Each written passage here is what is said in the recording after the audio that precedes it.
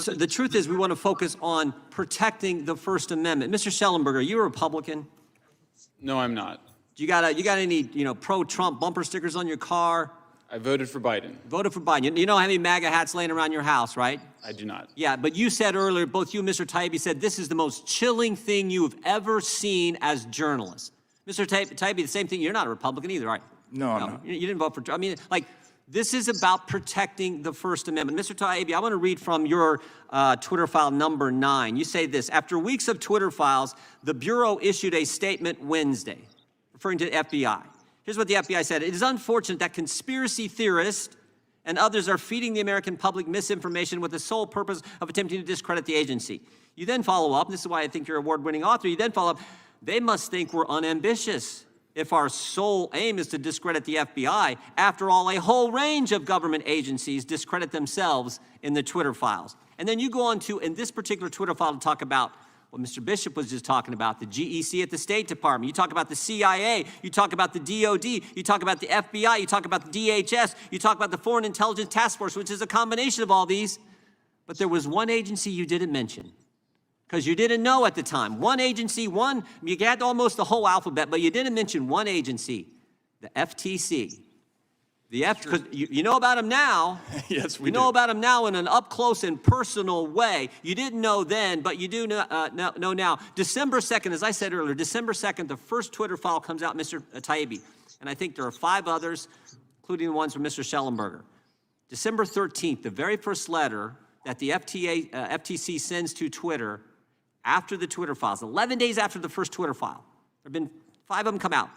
The FTC's first demand in that first letter after the Twitter files come out is identify all journalists, I'm quoting, identify all journalists and other members of the media to whom Twitter worked with.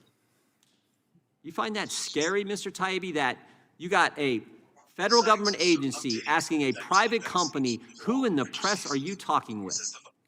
Yeah, I do find it scary. I think it's none of the government's business which journalists a private company talks to and why. I think every journalist should be concerned about that, and the absence of interest in that issue by my fellow colleagues in the mainstream media is an indication of how low the business has sunk.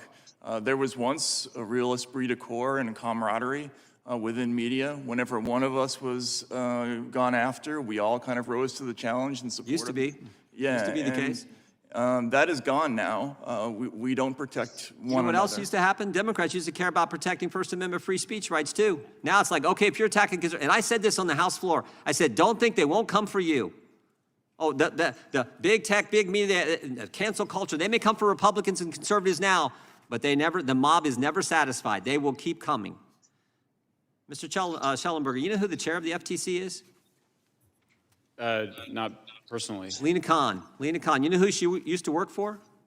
My understanding is the Judiciary Committee? Yeah, she's worked for these folks. These same folks have been attacking you today. Same folks.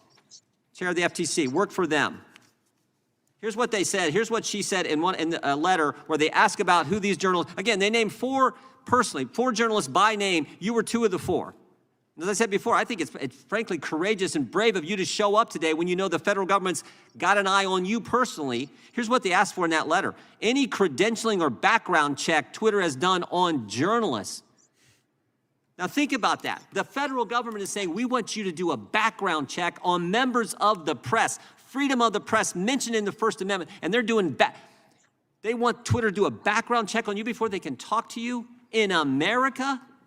The FTC, led by Lena Khan, who used to work for these guys, is asking that question.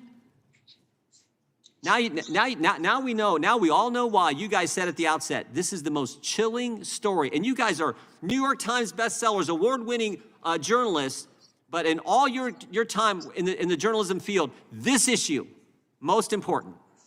And how this, I think, what'd you call it, Mr. Schellenberger, this complex, what'd you call it, the censorship industrial complex. Totally, this web of censorship, big government, big tech, NGOs, all this web of censorship that Mr. Bishop was getting into in his line of questioning. That's what this committee is going to get to, and that's not right or left. That's not, this is just right or wrong. This is wrong. We know it's wrong, and it's about protecting the First Amendment.